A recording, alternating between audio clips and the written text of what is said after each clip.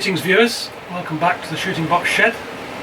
Here today with my Swiss Arms TG-1 spring powered rifle.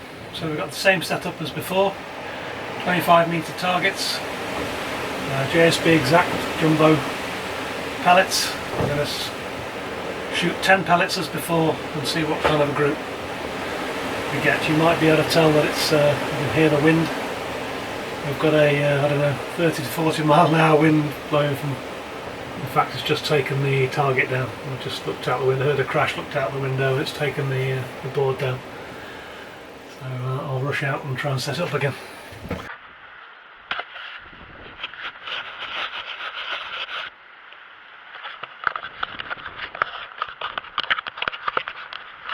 So as I was saying, everything's same as before. Miraculously the camera's survived that fall from the target as the wind blew it down face first. Luckily the target was cardboard because it absorbed the shock of the lens into the backing board. And it's still recording, so let's get on with it. So 10 pellets for 25 metres, this time with the Springer. And we'll see how well we do. See what kind of a group we get. I've done a few warm-ups, but of course with that little bit of excitement I'm now not in the best state, but we'll see what happens.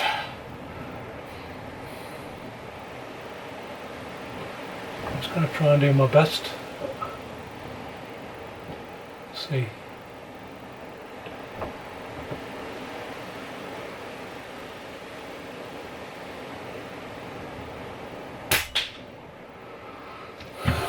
Reasonable start, I guess.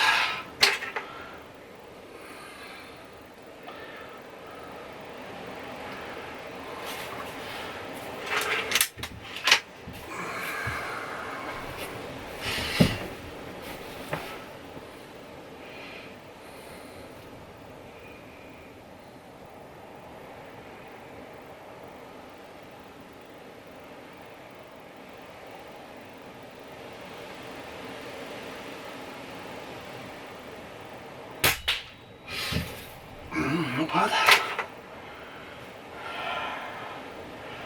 Notice I'm avoiding the bear trap by loading the pellet first before I cock it. Had a dodgy gun once which taught me that lesson.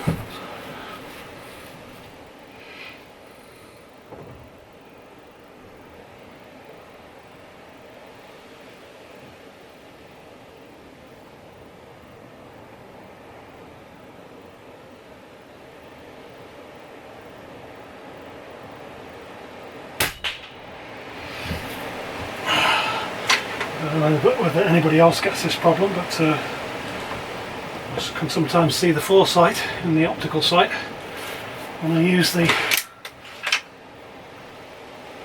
sight to make sure I'm looking through this optical sight straight. I can just get it in line with the reticle at the bottom of the view, and now I've got my eye in line, perfectly in line with the rifle scope.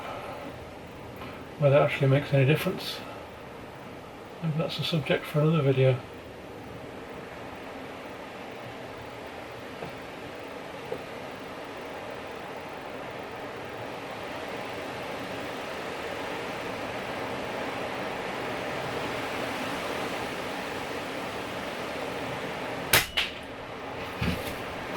I'm grouping fairly well.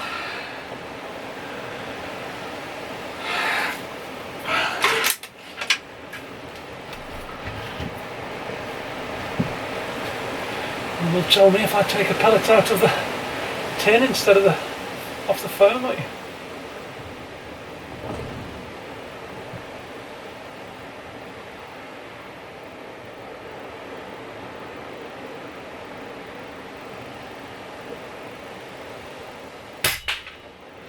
It's pleasing that they're all grouping to the left of the ball, which I'm just going to put down to the wind. Watch me shoot one to the right now. If we can put that down to the wind, then won't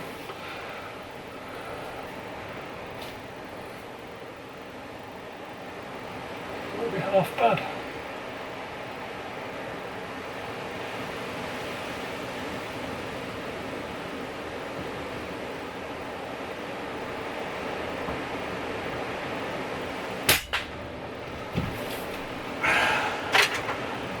We are of course talking about a £120 gun.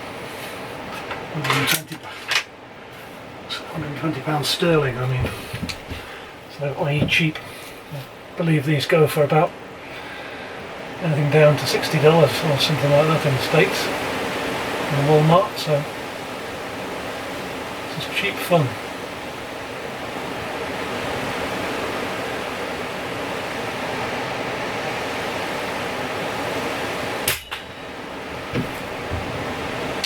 At this rate we might have even put a hole through the backing board if we're not careful.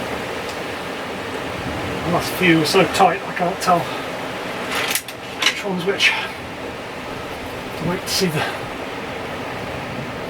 footage. I'm sure there'll be a flyer coming up soon.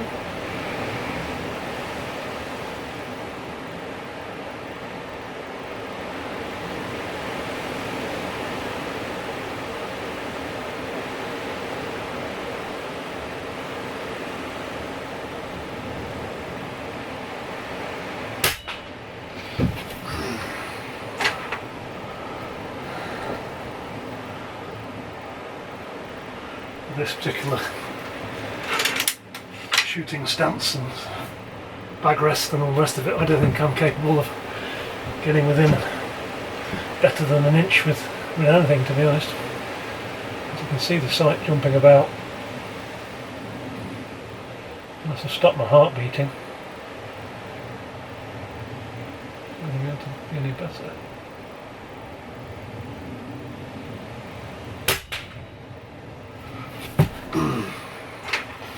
Not even sure that was the worst shot. Anyway, we're on the 10th and final shot now.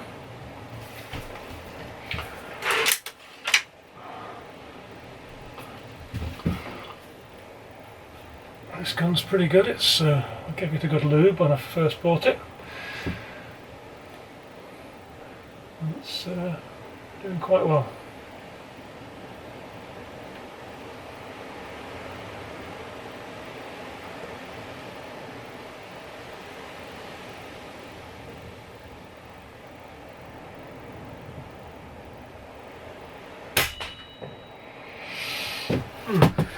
So that's it. 10 shots with the TG-1. So now time to have a look at the target. So okay, here we have the target.